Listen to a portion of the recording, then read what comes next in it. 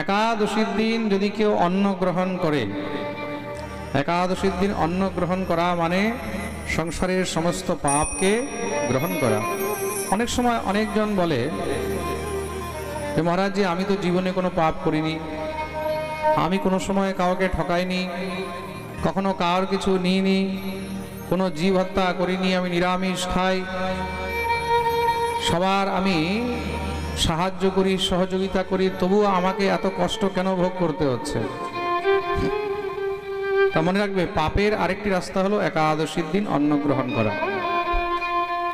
আপনি যদি কিছু নাও করেছেন, কোনো অপরাধ করলেন না, কিন্তু একাদশীর দিন আপনি অন্ন গ্রহণ করলেন, তাহলে সংসারের পাপিষ্ঠ জীব যারা পাপ করছে, সেই পাপগুলো একাদশীর দিন অন্নের মধ্যে সুষুপ্ত থাকে, লুকিয়ে থাকে, অন্নের মধ্যে তাদের বাস হয়। খুব মন দিয়ে শুনবে, একাদশীর দিন অন্নের মধ্যে পাপের নিবাস রয়েছে। সুতরাং সেই একাদশীর দিন যেই জীব অন্ন গ্রহণ করে, তাকে অন্যের পাপও কিন্তু গ্রহণ করতে হয়। এই যে সংসারের মধ্যে মানুষ পাপ করছে, অধর্ম করছে, এগুলো যাবে কোথায়? কোথাও না কোথাও তো যাবে, আর এইগুলোর ভাগ বাটোয়ারা হবে। খুব মন দিয়ে শুনবে, কেউ কোনো পাপ করলো, পাপ করার পরে যখন পুণ্য করলো, পুণ্য করলে যে পাপটা ক্ষয় হবে, সেই পাপটা যাবে কোথায়? পাপটা কোথাও না কোথাও তো যাবে। খুব মন দিয়ে শুনবে, কিন্তু বৃষ্টি হয়েছে, তা বৃষ্টির মধ্যে চারিদিকে জল জমে গেল, তা জলটা যাবে কোথায়? কিছু জল ড্রেনে চলে গেল, গেল তো, কিছু জল নদীর মধ্যে চলে গেল, কিছু জল মাটির মধ্যে আটকিয়ে গেল, তো ওইগুলো তো আস্তে আস্তে অবশোষিত হবে, কোথাও না কোথাও তো যাবে। কোনো না কোনো রাস্তা দিয়ে সেটা যাবেই যাবে। কিছু রোদ উঠলো, রোদের সঙ্গে বাষ্প হয়ে উড়ে গেল, কিন্তু সেই জলটা কোনো না কোনো রূপে শোষিত হবেই হবে। একদিকে না হোক দুদিকে, দুদিকে না হোক চারদিকে, চারদিকে না হোক ছয় দিকে, ছড়িয়ে ছিটিয়ে সেই জলটা কিন্তু শোষিত হবেই হবে, শেষ হবে। তদ্রূপ হলো অপরাধ, পাপ। এই সংসারের মধ্যে যত পাপ হচ্ছে, অপরাধ হচ্ছে, এই পাপ অপরাধ কোনো হাওয়ায় উড়বে না, এগুলো এইখানেই কিন্তু আশেপাশে চতুর্দিকেই কাউর না কাউর ঘাড়ে চাপবেই চাপবে, সেটা যেইভাবেই হোক না কেন। তা পাপ কিভাবে ঘাড়ে চাপে? প্রথম হলো বৈষ্ণব অপরাধ। প্রথম কি? প্রথম অপরাধ কিভাবে? দেখুন, যেরকম আমরা অর্থ উপার্জন করি, টাকা কামাই, তদ্রূপ কিন্তু পাপও কামাই হয়। পাপও কিন্তু মানুষ খুব যত্নের সঙ্গে কামায়, ইনকাম করে। ইনকাম করেছো তাহলে তো তোমাকে ভোগ করতে হবে। তা ফার্স্ট প্রথম ইনকাম কোথা থেকে হয়? পাপ। প্রথম ইনকাম হলো বৈষ্ণব অপরাধ। প্রথম কি? বৈষ্ণব অপরাধ, সাধু অপরাধ, ব্রাহ্মণ অপরাধ। দ্বিতীয় হলো পরনিন্দা। দ্বিতীয় কি? পরনিন্দা। বৈষ্ণব অপরাধ আলাদা জিনিস, পরনিন্দা আলাদা জিনিস। বৈষ্ণব অপরাধ কোনো বৈষ্ণবকে কটু ভাষা বলা, কোনো বৈষ্ণবের প্রতি হিংসা, দেশ, মৎসরতা ইত্যাদি রাখা, এটা হলো বৈষ্ণব অপরাধ। আর দ্বিতীয় হলো পরনিন্দা। পরনিন্দা বলতে যা কাউর অনুচিত নিন্দা করলে, মনে রাখবে তখন তার পাপগুলো তোমাকে গ্রহণ করতে হবে। তার জন্য কেউ যদি তোমার নিন্দা করে, তখন দুঃখী হবে না, তখন প্রসন্ন হবে। কেন প্রসন্ন হবে? ভালো হয়েছে আমার নিন্দা করছে, আস্তে আস্তে এবার আমার ভাগের পাপ তার ঘাড়ে চেপে গেল। প্রেম সে বলো। আর নিন্দা কাকে বলা হয়? অসত্যকে বারবার সম্ভাষণ করাই হলো নিন্দা। সত্য কথা বলা নিন্দা নয়, কিন্তু খুব মন দিয়ে শুনবে। কেউ চুরি করেছে, এখন যদি চুরি করেছে আর এটা বাস্তবিক সত্য, তুমি জানো যে চুরি করেছে, তাহলে যদি তুমি এবার কাউকে সাবধান করছো, বলছো না অমুক থেকে সাবধান থাকবে, সে কিন্তু এরকম এরকম ঘটনা ঘটিত করেছে আর আমি জানি সে করেছে, এটা নিন্দা নয়। নিন্দা আর সত্য সম্ভাষণের মধ্যে পার্থক্য রয়েছে, ভালো করে বুঝে নাও। এটা কি হলো? এটা কাউকে সাবধান করা হলো। কি করা হলো? সাবধান করা হলো। কিন্তু তুমি কারোর মুখে শুনেছো, তুমি চোখে দেখোনি, তোমার সঙ্গে ঘটনা ঘটিত হয়নি। তো যেটা তোমার সঙ্গে ঘটনা হয়নি, সেই বিষয় নিয়ে চর্চা করাই হলো নিন্দা। বা যেটার বিষয়ে তুমি পূর্ণত সত্য জানো না, সেই বিষয় নিয়ে চর্চা করাই হলো নিন্দা। এই নিন্দা কিন্তু খুব খারাপ। নিন্দা কতটা খারাপ? এটা একটি প্রসঙ্গে বোঝা যায়, এক রাজা অনেক ধর্মাত্মা ছিল, খুব পুণ্যাত্মা রাজা। রাজা একবার নিজের এখানে বিশাল বড় ব্রাহ্মণ সেবা দিয়েছে। তো হাজার হাজার ব্রাহ্মণরা সেখানে এসেছে প্রসাদ পাওয়ার জন্য। রাজা নিমন্ত্রণ করেছে, তো রাজার নিমন্ত্রণ মানে দান দক্ষিণাও ভালো পাবে। আরে আমাদের ঘরেও যখন আমরা নিমন্ত্রণ করি ব্রাহ্মণকে, তখন তাকে বস্ত্র দেওয়া হয়, তাই তো? ধুতি দেওয়া হয়, গামছা দেওয়া হয়, ঘটি দেওয়া হয়, দক্ষিণা দেওয়া হয়। কেউ কেউ স্বর্ণ দেয়, কেউ কেউ রূপা দেয়, যার যেরকম সামর্থ্য সেরকম দান দক্ষিণা ইত্যাদি দেওয়া হয়। রাজার এখানে নিমন্ত্রণ মানে তো ভালোই দ্রব্য দক্ষিণা ইত্যাদি পাবে। ব্রাহ্মণরা সবাই রাজার এখানে গেছে, খুব বিশাল উৎসব হচ্ছে। এইদিকে কি হয়েছে, একটি বাজ পক্ষী জঙ্গল থেকে একটি সর্প, বিষধর সর্পকে ধরে নিয়েছে। বিষধর সর্পকে ধরে বাজ পক্ষী যখন উড়ে যাচ্ছে, তো সেই অবস্থায় কি হলো, সেই সর্প যখন সেই নিজেকে বাঁচাবার জন্য সেই বাজ পক্ষীকে দংশন করতে যাচ্ছে, দংশন করতে গিয়ে তার মুখ থেকে বিষ পড়ছে। এদিকে ওই যে রান্না হচ্ছিল, সেই রন্ধনের বস্তুর মধ্যে সেই বিষ পড়ে গেছে। রন্ধনের বস্তুর মধ্যে বিষধর সর্পের সেই বিষ পড়াতে যখন ব্রাহ্মণগণ সেই ভোজন গ্রহণ করলেন, তার মধ্যে কিছু সংখ্যক ব্রাহ্মণের মৃত্যু হয়ে গেল। বিষের প্রভাবে তারা সহ্য করতে পারেনি, মৃত্যু হয়ে গেছে। চারদিকে মহারাজ রটে গেছে। রাজার এখানে ব্রাহ্মণগণ প্রসাদ পেতে এসেছিল, নিমন্ত্রণে এসেছিল, কিন্তু খাবারের মধ্যে বিষ থাকার কারণে তাদের মৃত্যু হয়ে গেল।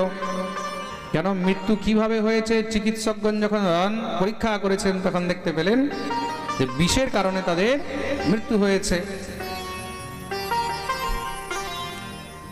এখন এতজনার মৃত্যু হলো, অপমৃত্যু, অকাল মৃত্যু, বিষপানে মৃত্যু হলো। এই যে অপরাধটা হলো, যমদূতগণ তখন ধর্মরাজের কাছে এবার বিচার চাইছেন যে প্রভু এই পাপটা কার ঘাড়ে লেখা হবে। চিত্রগুপ্ত বললেন যে মহারাজ এই যে পাপটা হলো, এই যে অপরাধটা হলো, এতগুলো ব্রহ্ম হত্যা হলো, খাবারের মধ্যে বিষ গেল, এই পাপটা কার ঘাড়ে যাবে?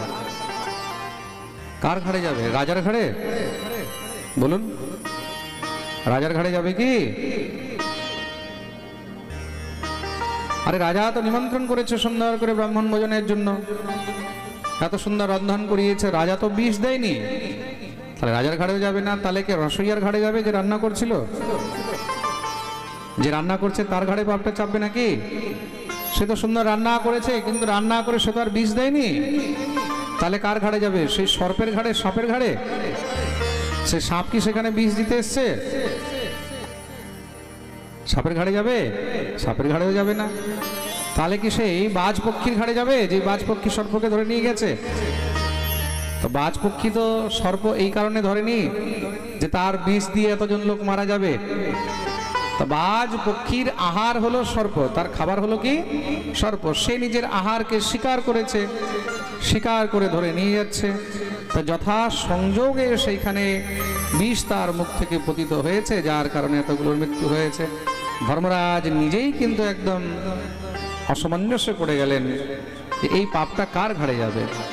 তিনি তখন চিত্রগুপ্তকে বললেন, এটাকে তুমি আলাদা খাতায় লিখে রাখো, যেদিন আমি ঠিক বুঝবো যে এই পাপটা কার ঘাড়ে যাবে, সেদিন তার ঘাড়ে চাপিয়ে দেওয়া হবে, ততদিন আমাকে নির্ণয় করতে দাও। দেখতে দেখতে দীর্ঘ সময় পেরিয়ে গেছে। একবার কিছু দূর দেশ থেকে রাজাগণ এসেছেন, কিছু ব্রাহ্মণগণ এসেছে সেই রাজার রাজ্যে। রাজা রাজ্যে যখন এসেছেন, সন্ধ্যাকাল হয়ে গেছে, প্রায় সব দোকানপাট বন্ধ হয়ে গেছে। তারা সেই রাজ্যের বাইরে দেখলো একটি ছোট্ট দোকান খোলা আছে। সেই দোকানের মধ্যে কোনো এক বুড়ি সেখানে বসে কিছু ভাজাভাজি বিক্রি করছিল, সেটাও শেষ প্রায়, সেও এখন বন্ধ করে ঘরে যাবে। ব্রাহ্মণগণ তাকে জিজ্ঞাসা করলেন, মাতাজি, আমরা রাত্রিবেলায় এই নগরে বিশ্রাম করতে চাই, তা এইখানকার রাজার এখানে কোনো বিশ্রামের ব্যবস্থা আছে? মহারাজ আমাদেরকে আশ্রয় দেবে রাত্রিবেলায়? তখন সেই বুড়ি সেই ব্রাহ্মণদেরকে বলছে, দেখো রাজার এখানে আশ্রয় তো পাবে, থাকতেও দেবে, রাজা এমনিতে খুব ব্রাহ্মণ ভক্ত, কোনো অসুবিধা নেই।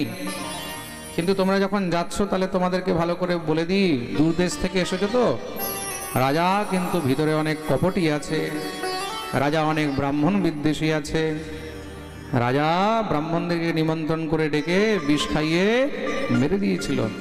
তা কোন সময় কি করে দেবে তোমাদের সঙ্গে, তার জন্য তোমরা সাবধান থেকো।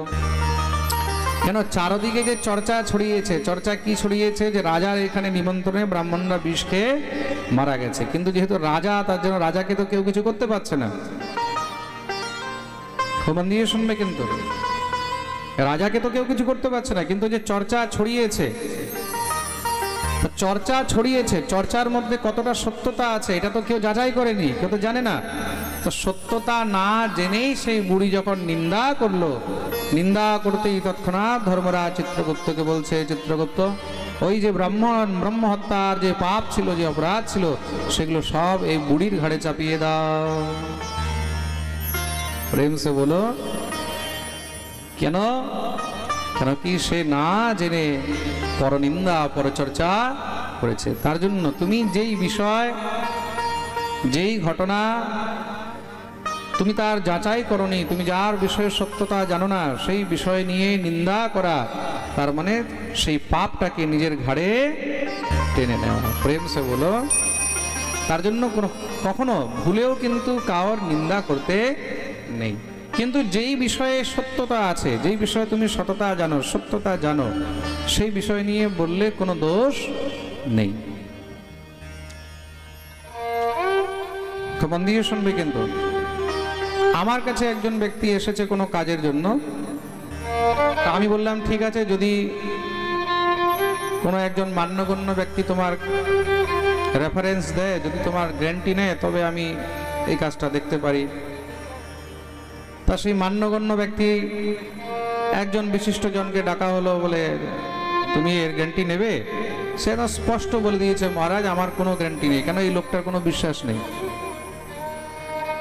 এই লোকটা বহুত ধোঁকাবাজ লোক, ওর মুখের উপরেই বলে দিয়েছে। কেন? সে আমার সঙ্গে ধোঁকা করেছে। তাহলে এইটা কি হলো? এটা কিন্তু নিন্দা নয়, এটা হলো সত্যতা। যে আমি আপনাকে সত্যতা বললাম, এবার আমি ধোঁকা পেয়েছি, আপনি যেন ধোঁকা না পান। সাবধান করা, এটা কি হলো? জোরে বলো, সাবধান করা। তা সত্যতা বলে কাউকে সাবধান করা, এটা অপরাধ নয়। তো মন দিয়ে শুনবে, তোমার সত্য কথা বলে যদি কারোর জীবন রক্ষা হয়, তোমার সত্য কথা বলে যদি কেউ সাবধান হয়, কেউ যদি কোনো ঠকবাজ থেকে বেঁচে যায়, তার মানে সেটা পুণ্যের কাজ হলো। কিন্তু তোমার অসত্যের কারণে তুমি তার প্রশংসা করতে গিয়ে তার নামে তুমি মিথ্যা প্রশংসা করে দিলে, আর তাতে যদি কারোর হানি হলো, কার দুঃখ হলো, কষ্ট হলো, তাহলে তোমাকেও সেই পাপের ভাগীদার হতে হবে। প্রেম সে বলো।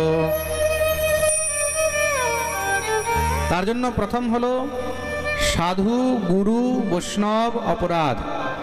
দ্বিতীয় হলো পরনিন্দা।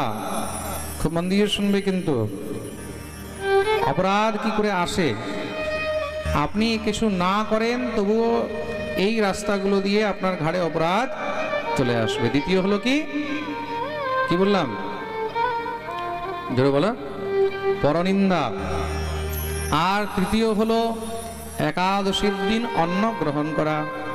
একাদশীর দিন অন্ন গ্রহণ করলে তখন সমস্ত পাপ তার ভিতরে প্রবেশ করে, আর তখন তাকে না চেয়েও কিন্তু পরের পাপগুলোকে গ্রহণ করতে হয়।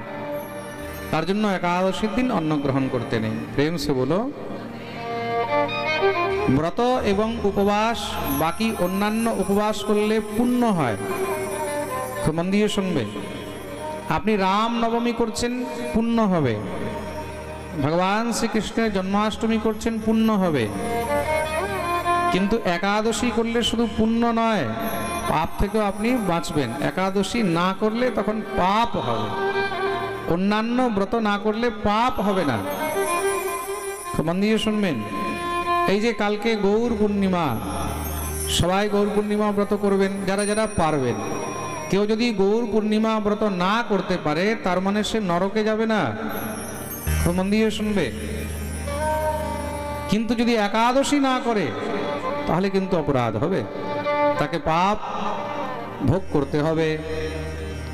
প্রত্যেক জিনিসের কিন্তু পার্থক্য রয়েছে। তার জন্য একাদশীর এতটাই শ্রেষ্ঠতা। মহাপ্রভু নিজের মা ভগবতী শচী দেবীকে উপদেশ করছেন, নিজের মাকে বলছেন, মা তোমাকে একাদশী করতে হবে। করা উচিত বলেননি, কি বলেছেন? একাদশী করতে হবে। কেন? মহাপ্রভু যখন শাস্ত্র অধ্যয়ন করেছেন, শাস্ত্র অধ্যয়ন করে মহাপ্রভু সবাইকে উপদেশ করবেন, তা উপদেশ প্রথমে তো ঘর থেকে হবে। আগে তো নিজের ঘর ঠিক করতে হবে, তারপরে বাইরে। তা নিজের ঘরে দেখলেন যে মা একাদশী করে না, তখন গিয়ে মাকে উপদেশ করলেন যে মা তোমাকে এখন একাদশী করতে হবে। কেন? একাদশী না করলে অপরাধ হয়। যেই দিন মহাপ্রভু বলেছেন সেই দিন থেকেই মা ভগবতী শচী একাদশী আরম্ভ করে দিয়েছেন। তা এইখানে ভগবান শ্রীকৃষ্ণের পিতা পিতৃদেব নন্দ বাবা তিনি প্রত্যেকটি একাদশীর ব্রত করেন। কিভাবে করেন? নিরাহার থেকে, একদম নির্জলা থেকে। একাদশীর দিন ফলাহার করে একাদশী করা যায়।